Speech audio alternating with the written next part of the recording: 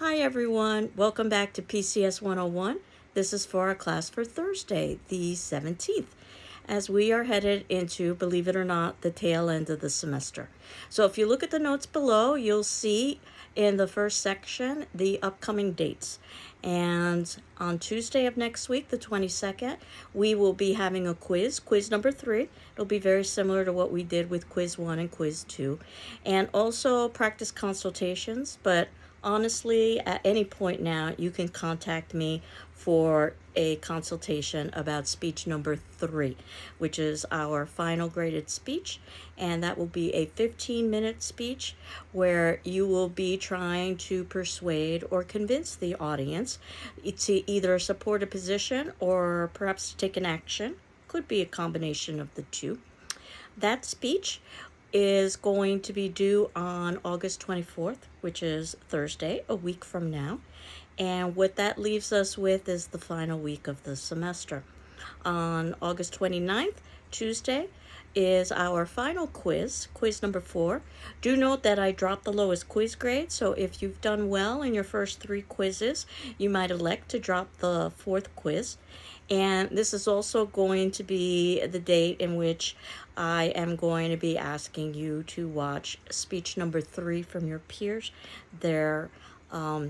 and give me feedback of their performance, which I will be posting on the last day of class, and that is the 31st, on Thursday. So where we are now is getting ready for that persuasive speech. So you should have already posted speech number 2, and it probably is no surprise to you that today's attendance question is going to be for you to watch speech number 2 from your peers and to send me privately via email Ruiz, R-U-I-Z, at gcc.mass.edu, one strength and one weakness for each of your peers, and then I will compile that data, and then I will present it. Note that I've already done this with speech number 1, so what I did was I selected a commonly cited strength and weakness to indicate for you, so you can see what your peers thought of your speech, and you can also see what your peers thought of other speeches. And watching the speeches of others is a wonderful way to help improve your own public speaking skills. So where we are now is concentrating on the persuasive speech. It is the 15-minute speech, so it's the longest of the 3 speeches. Probably is the most challenging because there are some individuals who are so firmly set in their beliefs and in their values, in their behaviors and attitudes, that they aren't simply, they refuse to change their minds. And I don't think they should be expected to change their minds. What you want to do is to earn your audience's respect, not necessarily have 100% of your audience agree with you. I think that's unrealistic and also unhealthy. So what you are trying to do is to put forth the best speech possible so that someone might disagree with your position, but at the ending of the speech, they can acknowledge that it was a very well done speech. So this speech is different, not just in terms of length, but in terms of you using outside resources. We talked a little bit about outside resources, how they help to offer credibility to your position. And I'm asking for 3 outside resources. Certainly you can add as many as you like, but I stopped counting at 3. And I'm going to ask you to list that on your speaking outline, which you would be sending to me. And the good news is that, as you know, in English classes, there are very detailed ways to go about citing sources. And we don't have to use that level of detail and precision when we're speaking because, again, you want to be conversational with your audience. So you just want to give enough information so the audience is aware that the information you're sharing isn't yours. It can even be as general as something to the effect of, according to research, which is something that we would call a tag at the beginning of the sentence, indicating that what is following is not your original information. That said, you should have the resources available to you to share the details if there were an audience member who wanted to know things like author, publication, place of publication, and all of the details that you would add if you were writing an academic paper. So you can add all of that in your speaking outline. And as you are aware, there are different systems that exist for different disciplines. So in English and the humanities, we use MLA, Modern Language Association. There is also a different system, same principle, but different details, and that's called the APA, the American Psychological Association. It's important not to mix them up. When you are writing an academic paper, that you're using the correct formatting system. In terms of which system you should use for me, usually we think about the MLA as being associated with the humanities, and that also includes things like rhetoric and public speaking. But the reality is, I wanted to make this speech as applicable and useful as possible for a real world situation. So in a real world situation, you wouldn't even necessarily have to share the details of your sources. But you do want to make sure that you have those details available so that you could share those details. So what I suggest you do is that you use the the format that's most comfortable for you on the ending of your outline, and you should have basic pieces of information like author and title and publisher, place of publication. Those are the general pieces of information that an audience would want if they wanted to find the original source and verify it themselves. That's the whole point of being able to give outside resources, is allowing someone the ability to verify that. And as we had talked about a little bit earlier, there are lots of different outside resources you can use. There are the old-fashioned books and magazines. They still exist, by the way. But most people work with electronic resources and websites, and that said, that's perfectly fine. Ultimately, you do want to be cautious when you're on the open web, because you want to make sure that you are getting accurate information, which is one of the advantages of working through a library system like the GCC library, is that staff and librarians have been paid to verify the information. That said, you should always be somewhat skeptical, but if you're using a book or a magazine from the library, or you're using a database, which looks much like the open web, but it's not, because it's subscription based, because those monies are used to hire staffs to verify and fact check. So there's a little bit more security with using those resources. So I always encourage you to utilize the resources that you have available to you that the general public may not necessarily have available to you. And I'm not necessarily looking for any kind of specific resource. So if you wanted to use 3 websites, that's fine. I'm not looking for any minimum number. What would be happening in the ideal world is that you would be using multiple outside resources, some print, some electronic. That's one of the best ways to go about verifying that you've got accurate resources, is that you are fact checking yourself against different kinds of resources. But as I indicated, this is a short speech, 15 minutes, even though it might not feel short to you, but trust me, if you were giving an hour speech, then you would understand how short 15 minutes is. The time really does disappear. So I'm asking for only 3 resources, though certainly you can use more. And certainly you're free to use audio visuals, which was a requirement for the second speech. I wanted you to have some practice doing that. I'm not requiring it for the third speech, but many of you might elect to use an audio or visual just because it's a good way to offer information to your audience. But I leave that up to you. The ideal speech, I suppose, or perhaps I should say the most realistic speech, might be a 40-minute speech where you would make decisions about whether or not to use outside resources, whether or not to use audio visuals, how much autobiographical information to share, how much informative information to share, how much persuasive information to share. So ultimately what I've done is I've divided up all of these skills into separate components that we would be practicing over the course of the semester. So for the persuasive speech, it needs to be a topic that can be debated, that reasonable people can disagree about. So you can't just state a fact something like George Washington was the first president of the United States, it's got to be something that could be argued. For instance, George Washington was an effective president of the United States. I know we live in challenging times right now where we are beginning to question facts, but I still do believe that facts exist, and I hope you do too. And I used to think it was the giveaway question on one of the quizzes was the difference between a fact and opinion. Of course, we live in challenging times, and now the line is blurred, but a fact is something that can be verified through outside sources, while an opinion is merely a belief. Something to consider when you are watching the news. But at any rate, when you are thinking about a persuasive speech, it's ideal if you could refute the opposing side, what I call the elephant in the room, that sometimes people try so hard to support their position, they act as if other positions don't exist. That usually just annoys and irritates audience members. Better to at least acknowledge their other positions, try to refute them, or show why those positions are not as strong as your position.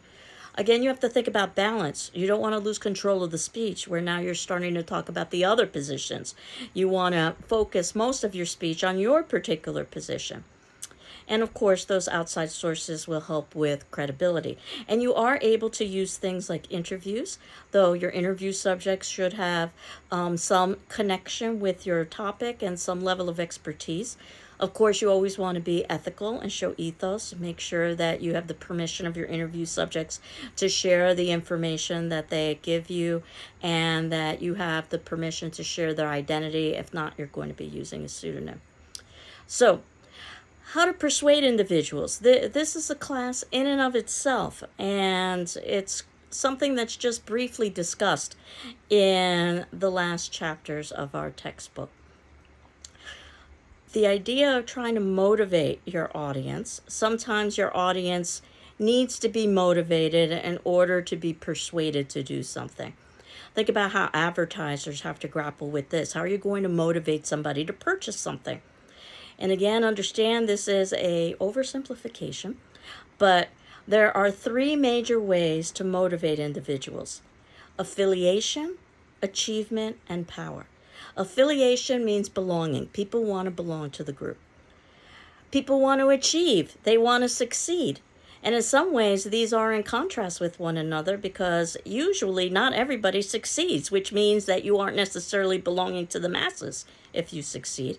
But human beings are complex individuals. And power, control. And I think we see how all of this plays out again with the advertisement of products in our society.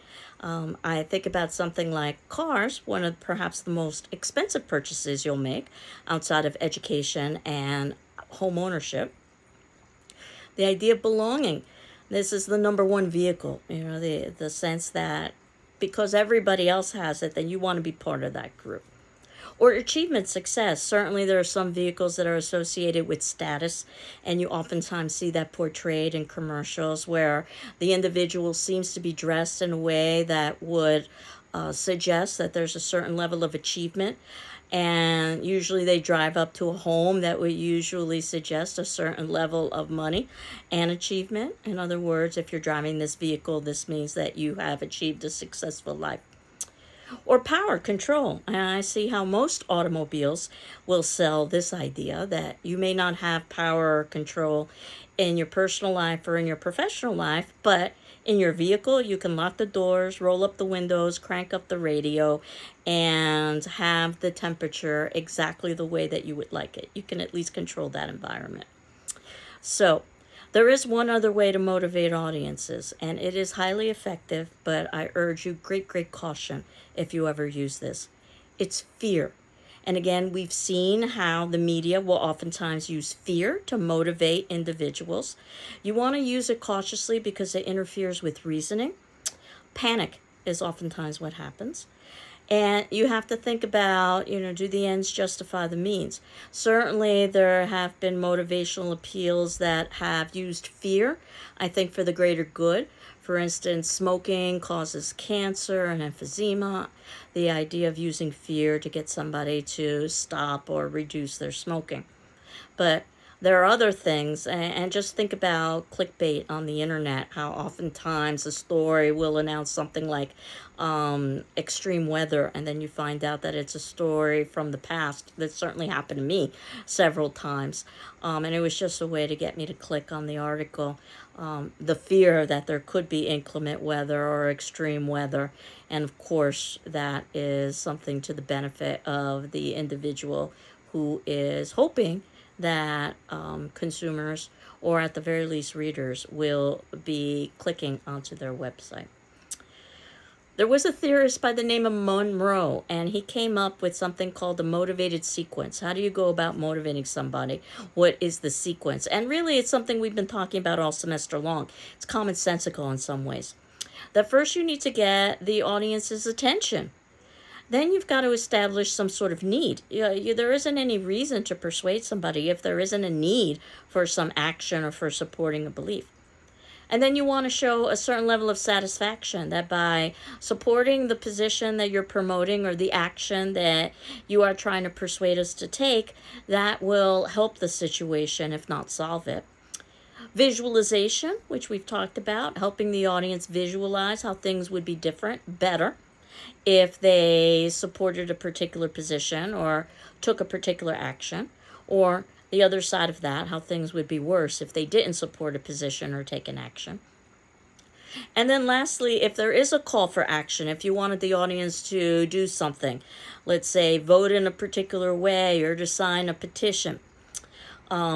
But of course, I don't know if it's necessarily harder to motivate somebody to take a position or if it's harder to motivate somebody to take an action. I think that it's very easy to motivate somebody to support the position that one should improve diet and increase exercise. But it's very difficult to get people to act on that. And there are other things that might be very easy to get somebody to act upon, perhaps signing a petition, but that isn't necessarily reflective of their belief structure. They're signing the petition merely because it's a good photo op, or because they just want the person with the petition to go away, so they're willing to do that. So what you're doing is basically putting forth an argument. An argument is a claim where you have evidence to support that claim. A claim is a position, and there's some sort of reasoning pattern going through it. There are lots of different claims that you can make, and some of them are listed below. And even something that sounds like it's not debatable could be debatable. Think about something like a claim of fact, that something is or is not the case. GCC is a small school. That is indeed true, but in comparison to what? Compared to other schools, GCC might be a very large school. Or a claim of value that something is good or bad, and that can be quite subjective. GCC is a good school, and the question is, how do you measure such a thing? Graduation rates, test scores, anecdotal information, or a claim of policy. GCC, or basically taking a course of action. My example would be GCC should reestablish their sports program. And we used to have a sports program that was cut for fiscal reasons. And you might argue that we actually have lost more than gained fiscally by eliminating the sports program, because there were potential students who might have enrolled in the school that didn't enroll in the school because there weren't sports. However, funding sports can be very expensive. You need equipment and you need staff. So again, unless you actually implement it, it's hard to know. And even when you do implement something, cause and effect is not always clear cut. I've seen this very commonly in the political world. If things are going well, the politician in charge will say that they are the cause. If things are going poorly, the politician in charge will say that there are outside forces at play. Perhaps there's a bit of truth to both. So, different kinds of reasoning. And again, a class in logic and reasoning could be all semester long. This is an oversimplification. But there is inductive reasoning when you're reasoning from examples. Think about something like medical studies, where there are enough studies to determine that, let's say, something like a vaccine would be effective. But as you know, medical studies can be wrong. Or deductive reasoning, when you're making a generalization based on specific instances, which I suspect you're all doing right now, that college leads to success, which is probably one of the reasons why you're in this class. And that's generally true. There are enough specific examples in order to support that deduction. But college doesn't always lead to success, and sometimes success happens without college. Or reasoning from sign. This is an observable mark. So something like a sore throat would mean that you are catching a head cold, which was exactly my situation at the beginning of the semester, which started with a sore throat. I'm happy to say that I no longer have a cold, but it was quite the nasty cold, not COVID, luckily. But that did lead, that sore throat, to all of the typical head cold symptoms. And for me, it also included a stuffed ear, which was something unusual. But again, as I indicated, I am now on the mend, so I'm happy to share that with you. There are many, many errors that can occur in reasoning. We do it all of the time whenever we're speaking with one another or debating one another or arguing with one another. And you want to try to reduce the number of errors in your reasoning when you are presenting information. And certainly you want to be listening for errors in reasoning when you are absorbing information. Just a few errors in reasoning that are quite common in our society. Hasty generalization, too little evidence. It's something that usually happens. I can give a specific example right at the beginning of the semester when decisions need to be made about which classes to close because there isn't enough enrollment. It's a thankless job that I'm glad I don't have to do, because you never know the reasons why a class doesn't have enough enrollment. Is it that the class isn't popular? Is it that the time isn't popular? Is it that the professor isn't popular? Or is it that they're making a hasty generalization? If they just waited another week or two, then the class would have filled. Hard to know. Or appeal to ignorance. In other words, you're putting the burden of proof not on yourself, but on the listener. In other words, prove me wrong. I maintain I'm a space alien, and until you can prove that I'm not, well, I obviously am. It's ridiculous, but it happens all of the time. Bandwagon fallacy, joining the crowd. Everybody wants to join the crowd, or what I call the teenage argument. Just because everybody else is going to the party, that doesn't necessarily mean that you should be able to go to the party as well. The sequential fallacy, as I was suggesting earlier, cause and effect. They aren't necessarily interrelated, and one doesn't necessarily precede the other. Begging the question, rephrasing the question, circular reasoning, oftentimes happens in courtrooms. And I can say, with some specific examples that might be a little bit more applicable to us, what is, let's say, something like emphatic, or what is empathetic listening? And listening empathetically is not the answer. That's circular reasoning. You're just using the language from the question. You need to define empathy. Or what is critical listening? The answer is not listening critically, because again, you're redefining the question. You're rephrasing the question rather than defining. The appeal to authority, which sounds like it has validity, but this is the celebrity endorsement, the assumption that the authority is somebody who's popular, but not necessarily someone who has expertise. So again, we oftentimes see this in television commercials where there might be sports stars or movie stars who are endorsing particular products that have absolutely nothing to do with their profession. The idea is that you emulate these individuals, so you want to buy the same cell phone they have, even though it may be completely irrelevant. Name calling, attack on an individual, and I call this the schoolyard argument, something that we're not supposed to be doing. I'll get back to this in a moment. And genetic fallacy, that you're continuing a past practice merely because it was past practice. I see this in the workplace very frequently. Why am I filling out this form? Well, we've always filled out this form. That's not necessarily the best reason. But as I'm fond of saying, sometimes you can't make stuff up. So I wanted to go back to name calling. It's one thing understanding from reading the text, and it's another thing actually seeing it happen in the real world. There's an article in the third section in Errors in Reasoning that I'd like you to read. It's very short. It's from diverseeducation.com, and it talks about a situation with two debate teams that were debating one another, and the debate quickly descended into chaos with a good amount of name calling, not because the debaters were calling each other names. the debate coaches were calling each other names. These were two debate teams from different colleges, and it's a long, convoluted story. The debate coaches had a history of bad blood between one another. They were both representing different colleges. One of the debate coaches was Caucasian and male, the other debate coach, black and female.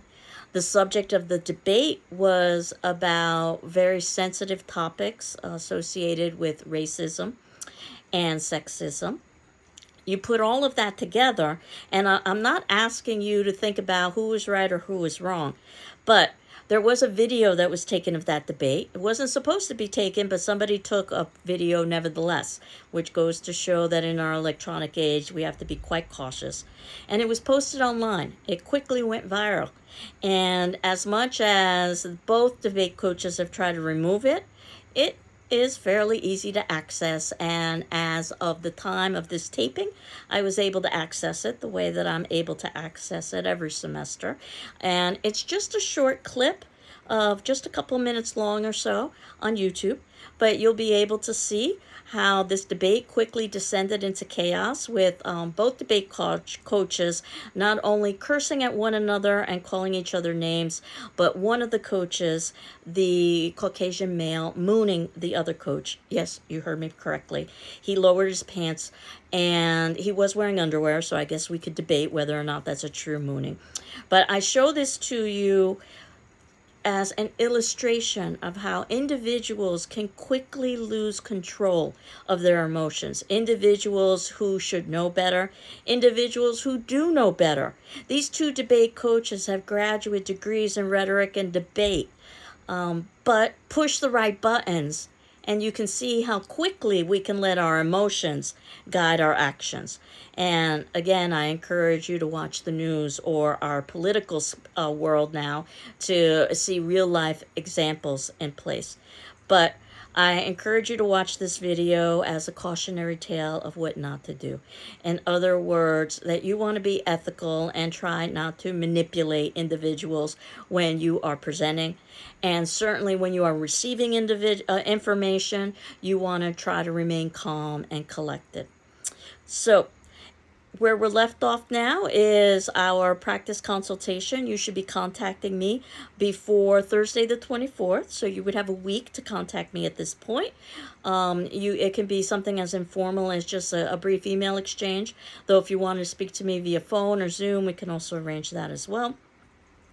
And your attendance question for today, which will be due Saturday on the 19th at 9 a.m. But if you need an extension, please let me know and I'll be happy to grant it to you. Please watch the speech number 2, informative speeches that have been posted from your peers, and send me via email for privacy purposes one strength and one weakness of each of these speeches. I will compile all that data, put all that information available to you to see, and I will also be sending you feedback soon for your performance for speech number 2. And I don't even bother using a template the way I did with the first speech. I just take notes of strengths and weaknesses, and along with the grade, of course. So I hope you're doing well. I'm doing well, and we will continue on next class with a quiz. Take care. Bye-bye.